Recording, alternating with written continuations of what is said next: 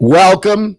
Thanks for joining us here at the Andy Korge Show at Miami Community News, the hub for local news and information. I'm going to put on a watch party here. Let's see if I can figure this out. But joined today with Michael Miller, publisher here at Miami Community News. And Michael, thanks for joining me here on a President's Day. Yes, wonderful President's Day. It's terrific, and I'm glad it is President's Day, and we're proud. There you go. We're out. We're out. we're out. There we go. There we go. That's the end of that. Amazing how that works. But at any rate, good to have you joining us here at Miami Community News. And it was a really weird weekend for me. And I want to talk a little bit about it today, Michael. Let's hear. On a very serious note, the show here, we like to have fun and often we, just make fun of things but it was a weird weekend for me. And I want to talk about this today because I got a different perspective of the coronavirus and COVID. And let me explain. And I want to get some of your impressions of all of this as well. So as you know, we did a show here on Friday. I did a show with David Winker, and it was a great show. We talked about a lot of different things, sports and so forth. And I've been dealing with COVID in my household the last 2 weeks. My wife, Rebecca's mother, my mother-in-law, is suffering from COVID. She's 84 years old. And we've been very, very cautious. Since it came into the household, Rebecca and I have literally been getting tested every other day. And through the course of this, and we've gone to all types of testing, the drive-through at Tropical Park. We've gone into Baptist Health and gotten the, swab up the nose, the PCR test, all of the ones that are accurate. I've gotten the 15-minute, a quick result test, all of that. Okay. And negative all the time. Well, on Thursday, late on Friday, Rebecca and I get test results from the last test we took, and mine came up positive. And Rebecca's came up negative. And I went through for 24 hours, really 36 hours, a range of emotions that I did not realize I would go through with this deadly virus. The emotion started, and I want to just explain. The first thing that happened was that I was scared, frightened, terrified, quite frankly. And before I told anybody, before I told my spouse, anyone, I picked up the phone and I called Dr. Jack Michelle at Larkin Hospital. I've developed over the last year, especially since the COVID crisis started, a relationship with Dr. Jack. He was a guy on my radio show that I was doing on 1210 The Man, and here several times would come on and give us updates every Friday on COVID. And it was really... And he was way ahead of the curve. Back March, April last year, right? He was doing this testing. Way ahead of the curve. And he was really great Dr. Jack was great to have on. I got to tell you, I have a whole newfound appreciation of Dr. Jack Michelle now. Because what he did, he calmed me down almost immediately. I don't know where doctors learn bedside manner, if they have a class or course in that. But he got an A+ in that course when he was in medical school. I assure you of that. He immediately got me calmed down. But the first emotion was scared out of my mind. And he explained to me, he said, Andy, you have a better chance of dying in your car driving on the Palmetto Expressway than of COVID. Now, being the wise ass that I am, I immediately said, well, gee, Dr. Jack, now I'm going to be afraid to drive on the Palmetto Expressway. Okay. But in the little levity, I always feel like a little levity will, always sort of bring light to a tense situation.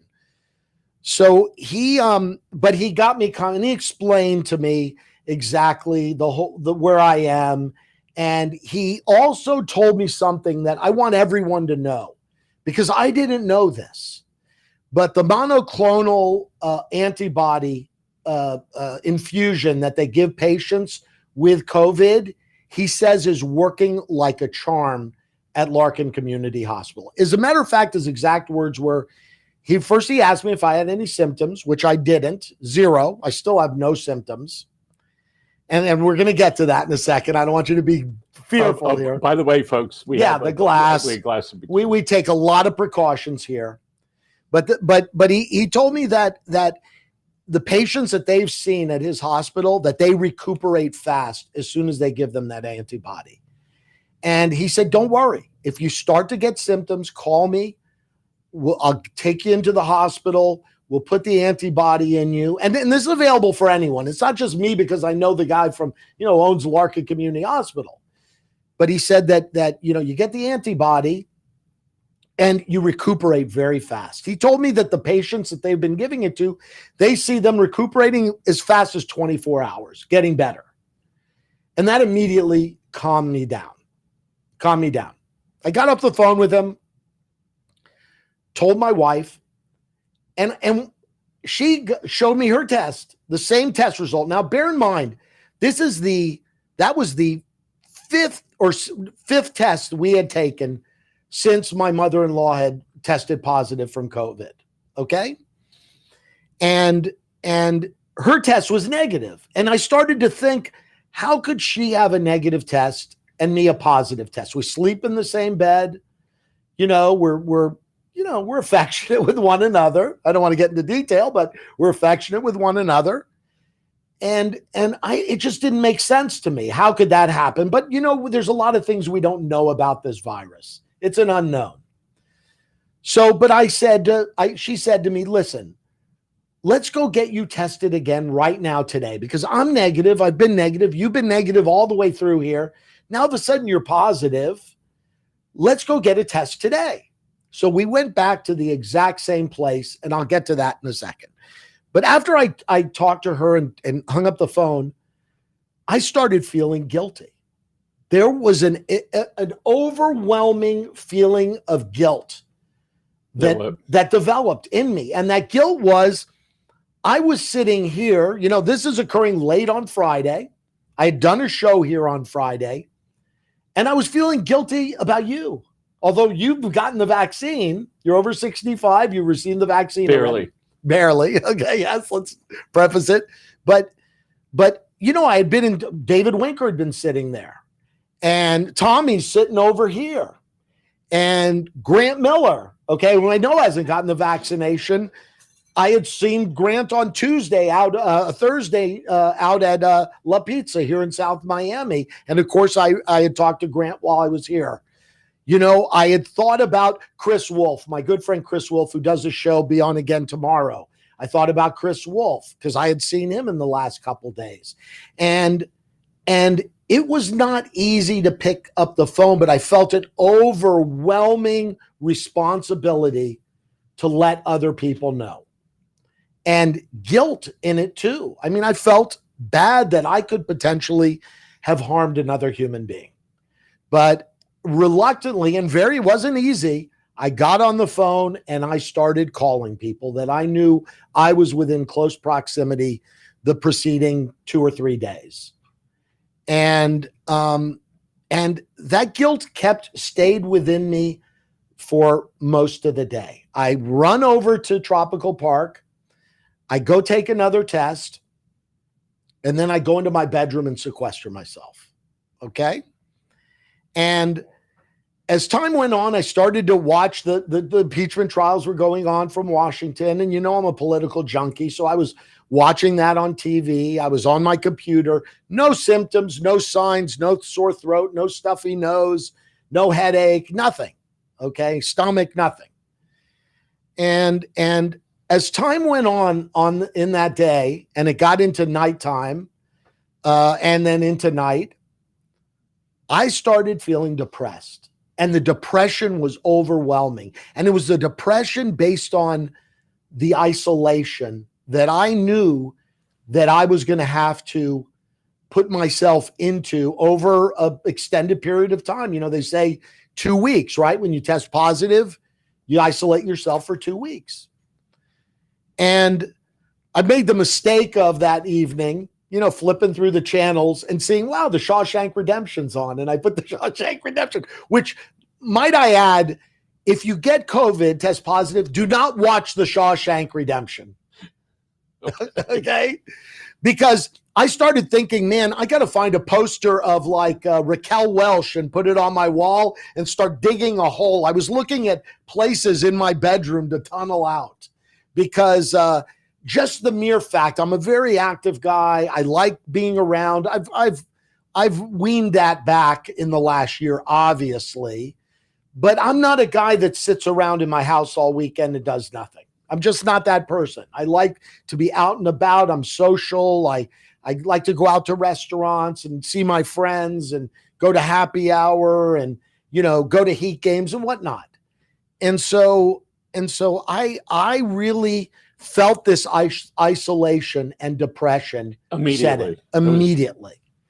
And my mind started to race. How am I going to do this? How am I going to stay in a room for 2 weeks? Then I started thinking, my God, these guys in Chris Wolf's show, Men Going Home, sit in a cell, some of them for 25, 30, 40, 45 years in a prison cell. And how in God's name does their mind, they get their arms around that in their mind? And so the isolation continued into the next day.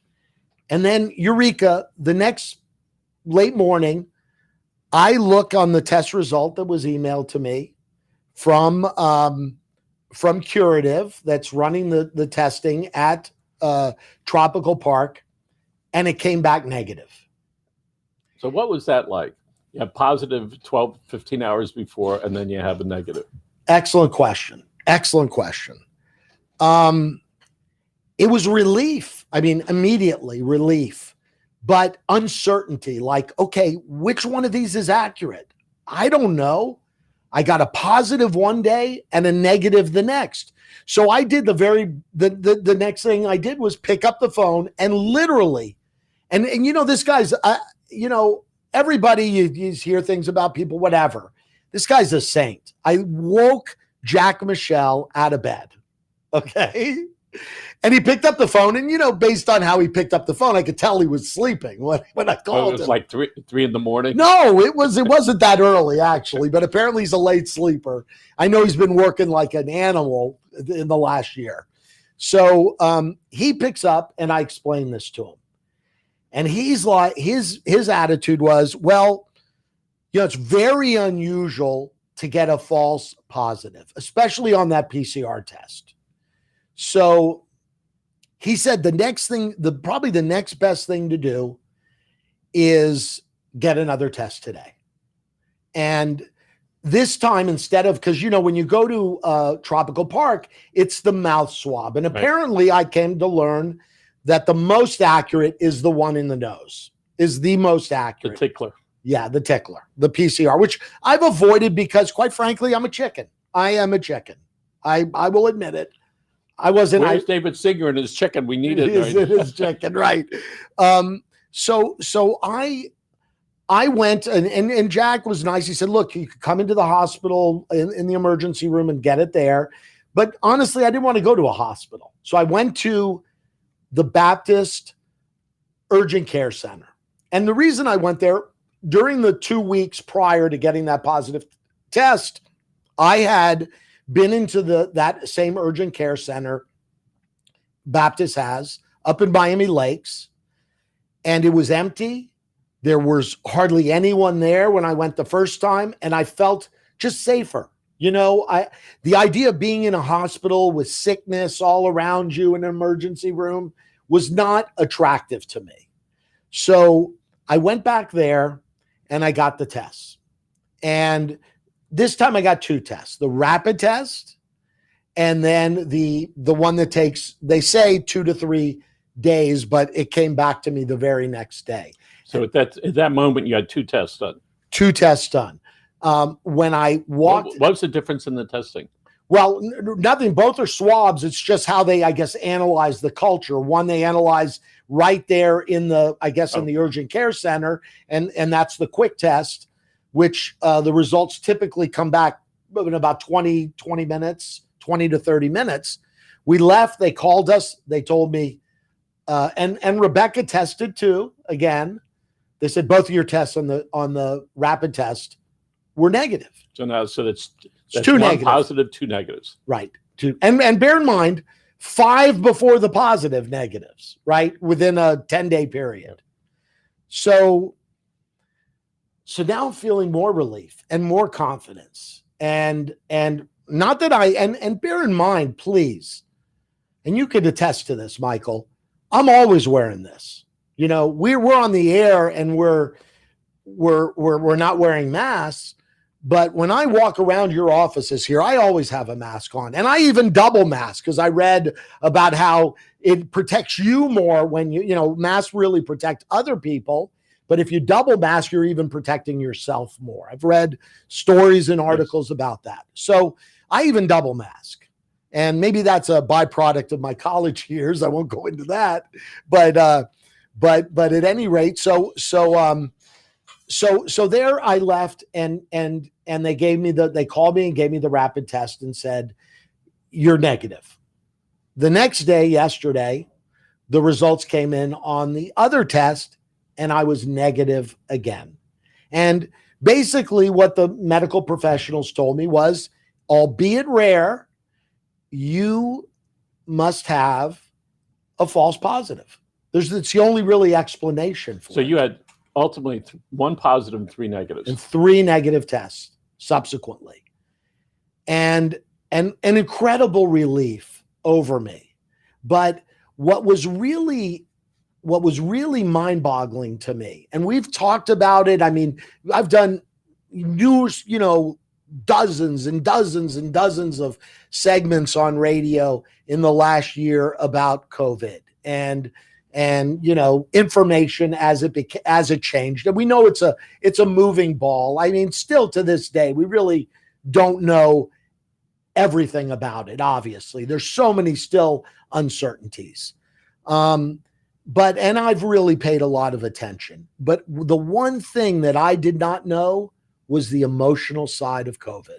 So, and you bring up a really good point because you now recognize the social emotional needs of folks who have it or their family members have it. People had spoke to me that have had it. They call it the disease of loneliness, right? To where they're in their homes, all right? They're afraid their caregiver's going to get it, and they're hibernating and away from everybody and slightly embarrassed and wondering how sick they're going to get. And the one gentleman I was talking to, he told me, Michael, they don't tell you about They won't tell you what your symptoms ultimately going to be, how long it's going to take to fully recover. No one's really not quite sure what's going to happen. And I probably have known more people in the past month that have gotten it than the prior 6 or 7 months. Me too. And I think that's a cumulative effect of thousands and thousands and thousands a day, right? Yeah. that are happening. And everybody gets, apparently, it affects people differently. So there's no, it's like a cold. You can have a little cold or a big cold. So there you are. You're thinking about it after you got your 3rd negative and about how you felt during that time, right, of that 24 hours. And it was only 24 hours. I mean, imagine people that get a positive test and have it and get symptoms. Bear in mind, since COVID started, I haven't had a cold. I haven't had sniffles. I've been healthy for the last year. Probably healthier than I've been my entire life. It is amazing because here at the office, we have a lot of people working out at home, but we have essentially shower curtains in 3 or 4 different areas, and people separated completely, right? And we haven't had any colds before. It was just a normal thing. It would just the colds would run through the building, right? And a lot of that is because of the mask, less people, and people washing their hands now that hadn't in the past, probably all that sort of stuff. Yeah. So. Excuse me, and that's a regular clear my throat cough. You like that, Tommy? Clear my throat cough, but yeah, it's a weird thing, And it made me start to think too, and I don't want to get reflective, and I might get a little emotional when I talk about this, but it made me start to reflect on depression. And I don't suffer. God, thank God, I do not suffer from depression, because that's got to be one of the worst mental illnesses you could possibly have. I have close friends that have committed suicide, that were depressed, that you would have never guessed in a million years that they suffered from depression. And as I sat there and watched the impeachment trial, and I listened to a brilliant constitutional lawyer, he was the lead manager for the House of Representatives, impeachment manager, Representative Jamie Raskin. I started to look at him, and I don't know if you know the story of his son, Tommy, who a mere 7 weeks ago, committed suicide. 25-year-old kid, Harvard Law School graduate, amazing young man. And his letter, which is just heart-wrenching. The letter he left when he committed suicide said that he couldn't deal with his illness today. Today was I think it is, his letter started out by saying today was a bad day. Well, folks, if you are having a bad day, talk to somebody. Talk to your priest, your rabbi, your minister. You can call 211. They'll be able to help you. You can call the National Suicide Hotline. George Gonzalez, thanks you very much for sharing your story. And there is a lot of emotionalism that's going on right now. And we know as we get through this that the people who have suffered before during this and get better, we know that there's an emotional impact on that, which is just like with you. When you had it, this is how you felt. And then all of a sudden when you realize that you're better or that you never.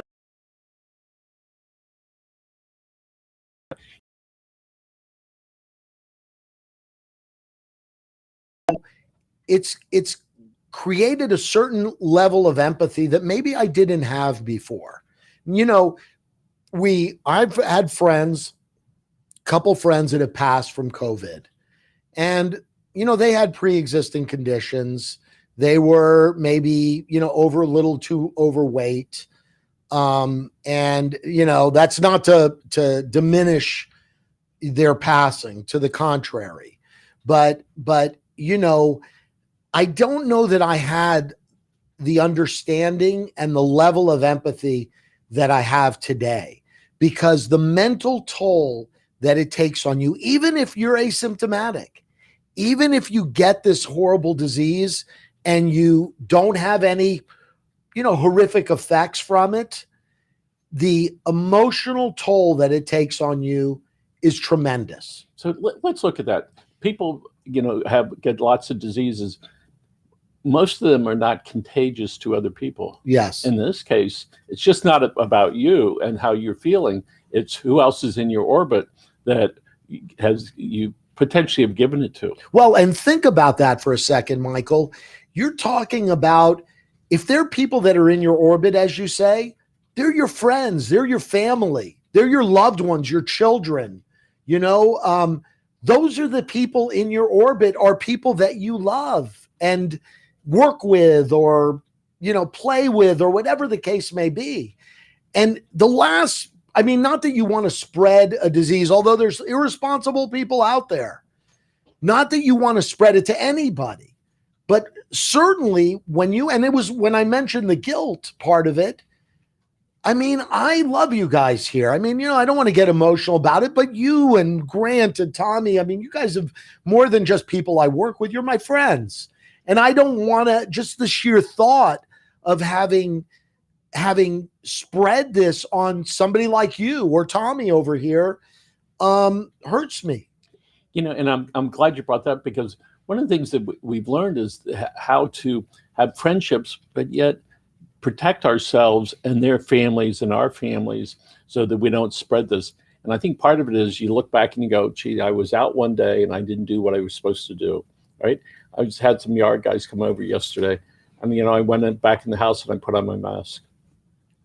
Yeah, I mean, listen, we've all let our guard down. There's no one, and I don't care who they are, anyone that's watching this program or listening to this, this podcast, you know, they've all, we've all let our guard down at one time or another. I'm not perfect, but I try to do the right thing and wear my mask and all that other stuff. But it's human nature to let your guard down. So I think part of this now that you've gone through that is to, as you hear a lot of the physicians say, now's the time to double down as we're getting closer, to a resolution to this. In our office, we probably have 80% of the people in the office have already received their second injections, and so now we're wondering, okay, well, what is the next step? Do we say, okay, if you're in the office here and you stay separated, keep your mask on, except for if you're sitting by yourself, you can go do that.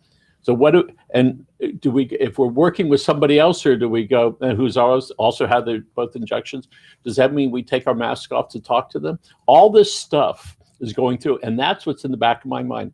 How about if I have it with no symptoms because of the thing, and I give it to somebody else, right? All of a sudden you think there is an end to this or a process, but how do we treat this? Now, a friend of mine talked about his struggle with COVID and how he was walking through that. He said something interesting along that line, which is he wasn't sick enough to go in the hospital. But yet, so he stayed home and he was wondering about his family. What about his family? Right. And the isolation that occurs from that. And then we use the term, 2 weeks you'll be negative. Really? Is it only 2 weeks? What if they're wrong? What if it's 3 weeks? Yeah. What if it's a month? What if I get, if I don't have the antibiotics? So it's all these questions, and it is taxing on people, just like yourself, as you're going through this process. Maybe in a month you're going to be looking at it a little differently. But I think what's important is as you've learned, people that even if they have had it or don't have it, everybody's going through something that's similar. Yes. Have it, don't have it. What if I'm not symptomatic and I give it to somebody else? How do I sort of work within that? So it's going to be an interesting time the next 6 months to a year. But at some point, whenever that is, we will all get a little more comfortable. Then we wonder, is it going to be a light switch? Or are we going to look in a restaurant and go, well, nobody's wearing their mask and I've had my shot. Is it okay to go in there? Or do I wear my mask anyway? Do I wear gloves? Do I wash my hands? All those things we have to go through as in our places and throughout the country to see what's going to happen. And one of the things that's really important is I look to these little kids like this in the schools, and a couple of days later they shut down the schools for 3 days, then they go back to school, and then one of the parents get it and the other one doesn't. That the kids I know are they're strong and they're flexible, but the stability is changed. They look to their parents as strong, and all of a sudden one of them sick. Are they going to get it? Yeah, it's listen, it certainly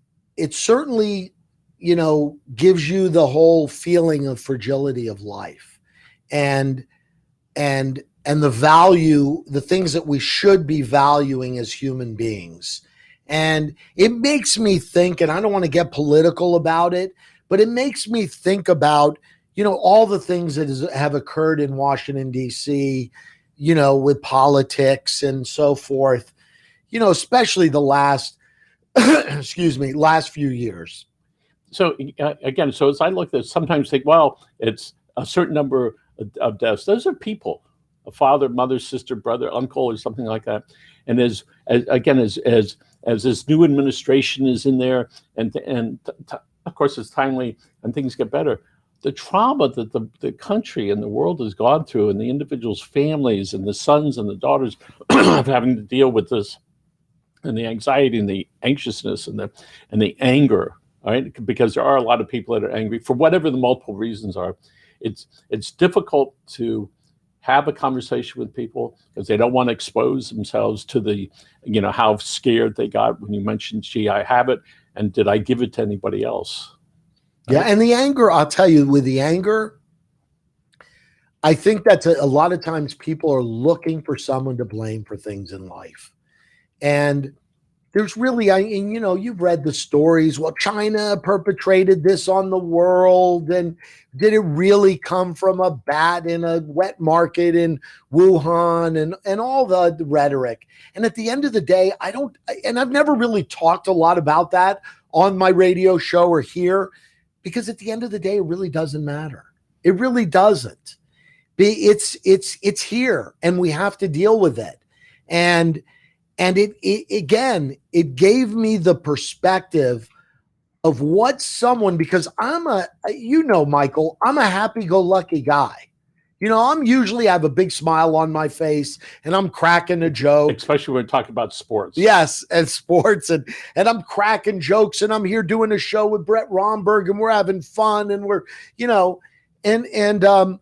but I really felt depressed and isolated. And I started to think about what people who suffer from that, and it's not a thing that just occurs because of an occurrence in their life. And you weren't feeling ill. You had no symptoms. Zero. Nothing. And this was in a 24-hour period. You went from anxiousness and it's starting to get depressed to like, oh, I don't have it. Yeah. I mean, I went from literally from fear, scared, to guilt that I got it and could have caused people who I love and admire and have close friendships with, giving it to them, then to, a feeling of depression and isolation. Was there any anger mixed in with that? There was, and I'll tell you where the anger was. And this is wrong of me to have that anger, but I started to backtrack and go, okay, who gave this to me? And I started to think about the person who I know, and I'm not going to mention who it is, who I know gave it to my mother-in-law. Okay. And the person that gave it to my mother-in-law gave it to her because they were they're very young, and not that they didn't care about her, but just didn't think anything of it. So some of the things you're going over, reviewing those processes, that's part of the death process. As far as watching, here it's happened, and I'm angry, and there's in a very short period of time, who's at fault? Was it this guy or that guy, or a physician, or the healthcare system, or a wet floor? And so imagine the folks that have it, all right, that also then on top of what you're going through are not feeling good, right, for a long time. Well, right? like my mother-in-law, she's 84 years old. And she has been in bed for 2 weeks. She's lost probably 25 pounds, 20 pounds in that period of time. Thankfully, her oxygen level is it's decreased, but not too much. She was very sick, physically sick, and, throwing up and whatnot for 3 days at the beginning of it all. She can't really get up much. She's still dizzy and lightheaded. So, yeah. And that was caused because someone just didn't think that it was a big deal. Really. And so now when you look at the process, is it a big deal? It's a real big deal. It's a real big deal on a lot of fronts. And the only reason today's President's Day, quite honestly, I wasn't even going to come in and do a show today. We weren't planning this, but I felt compelled to come in here and talk about it because I think people who have not got this, and I think there's a lot of people out there, Michael, who really are not taking this seriously enough and don't really understand that it's not just because I've heard many people say this thing. And I know if you're out there watching this show, I know you've heard the exact same thing. It's no big deal. You get a little head cold. You might have some symptoms. Most people are asymptomatic. How many times have you heard that? And the reality of it is, even if you get it, if my positive was truly positive, which now, thank the Lord, we know it wasn't, that still the mental side of it is excruciating, the isolation, the depression, that sort of thing. And that was a pretty fast couple days from one end to the other. So imagine the families that are out there, they can't go get tested, or they're having a hard time to do it, or they're also standing in line for food, all right? And perhaps they're not working as much as they used to, and the kids are at home more than not. And I see the school board has about 47% of the kids that are supposed to go to school are going online. The other way around. All right, so 53% are not in school. All right, so that means they're home with their folks or by themselves. Right. So lots of challenges there, and we hope that our mental health professionals are out there and providing the care, which is going to be a long-term care, sort of like Hurricane Andrew and all the hurricanes, where there's this trauma that lasts for a long time. Yeah, I don't. I wonder how our country is going to get. What's the other side of this? I know people have talked about that and so forth. But I really wonder when we come out the other side, what exactly is that going to look like? Well, let's think about it in school, supposedly in September. That's when most of the kids will be back in school. Imagine the stories that they're each going to be telling for years about what happened, all right? For years, for a generation or longer. To their children and their grandchildren, probably 50 years from now, right? And I know with our grandchildren, we haven't seen them. Do a lot of FaceTime, and I could tell you folks what we do is the kids have their own phone, the grandkids, and so they just set the phone up in their TV room or wherever they are, and they're doing all this stuff, and every once in a while they come back in, Grandma, Grandpa, are you there? Yes, okay. And so we're able to sort of connect with that, all right? Which actually, Michael, if you think about it, it's, I've always been kind of a silver lining sort of guy, where I try to look at the best of things in bad situations, try to find that silver lining. And there are lots of silver linings with this, lots. And I think that's one of them. We've realized that it's important to more important to stay connected. I think we value that maybe now more than ever. The isolation of it all maybe values the connection a little better. And one of the things that I learned from Rabbi Yossi Harlig back a couple months ago, he said to me, Michael, what 2020 are you going to live in? The one yesterday or the one forward? So as we look to 2021, entering our third month pretty soon, say, what do we see as the future? And what did we learn from the past? So Andy, tell us what have you learned in the last year and a couple of days? Well, I'll tell you, the thing I learned was, what I just said. One thing is that, man, I really love my family. And I have not seen, especially my kids as much the past year. My brothers, my sister in California, my nieces and nephews, and lots of my friends. I had a group of guys. We'd go right over here to the Sunset Tavern, and we'd typically share a happy hour on a Friday or something.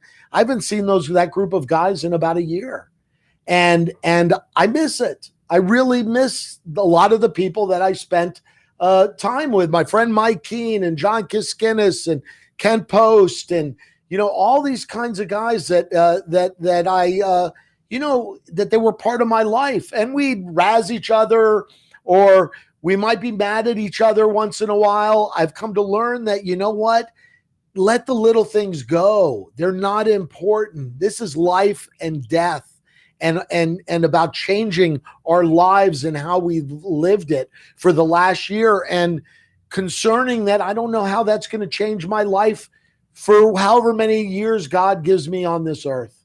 Well, you bring up a really good point, that there is a need, not just a want. I think there's a need for us as human beings to be near and close to each other, and to touch each other in a handshake or a hug or a kiss. That most people have sort of missed that. In the beginning, it was, well, you do your elbow. And after a while, it's sort of like, no, just stay in distance, right? But I think that in the next few months and next 6 months or so, that people will get a little bit more comfortable to going back to that. Maybe come the late summer or fall, there'll be some Christmas parties, and we'll be able to get together again.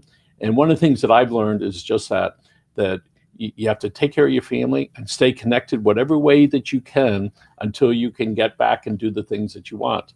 Now, when you think about the astronauts that go up and they're up there for a while, that's good. Think about that. Now, we know hopefully they're not going to get sick, but you know that they could die Yes. up there. Yes. All right. And so imagine the families on the other end, thinking about that. And, what's going to happen? They're isolated up there. Imagine your family in the hospital and that isolation. And the real heroes continue to be, the people in the health arena, right? That are out there and they watch these people and they try to help them get through the process. And these stories will continue to be told for a generation or so. And there'll be the rest of the story whenever that happens, what happens. Yeah. And just before we close, because I know we're about closing, but you bring up the health professionals, and that's a good sort of topic or segue. The people that tested me, especially on Saturday when I went into the Baptist urgent care, the empathy was unreal. Not only were they going through professionally the steps to test somebody and someone that had tested positive, but I explained my story to them when I walked in terms of why I was there. And they treated me in a way that was very empathetic, because they probably knew much better than I do the range of emotions that we've talked about for the last 35 minutes here on this program. They really understood it. And, it's not just about them putting their life in jeopardy, which certainly they are, and I don't want to diminish that whatsoever, but it's also their ability to understand the emotions that someone goes through when they test positive for coronavirus. Well, so now that you've experienced that, I hope that your friends and your family will get more of that attention as you see that, all right? Because it's when you can get to that place, that understanding that we're all probably for the first time ever feeling very similar things at the same time. Right. And the flip side to it is, whether it's what we've seen happen in our world or, in the United States and with, people on the political spectrum, let's say, we really need to, at the end of the day, that is not worth the fight that we've seen happen in our country. It is just not worth the fight. Well, we've known each other for a while now, and to hear you talk like this, it's really, I'm getting goosebumps where you found this other side of you and be able to express it, which is probably more important, so you can share that. And so folks, there might be, your family may be involved, your friends maybe, and certainly we all know people and or the families that have been through this. And so sometimes when we don't have to go through it in order to understand that other people have gone through it. So, Andy, thank you very much for spending this time and for opening up. Yeah. Thank you, Michael, for sharing it with me.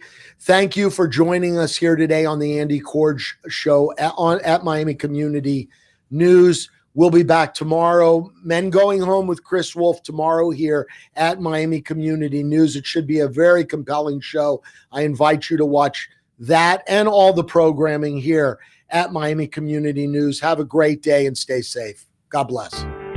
Thank you.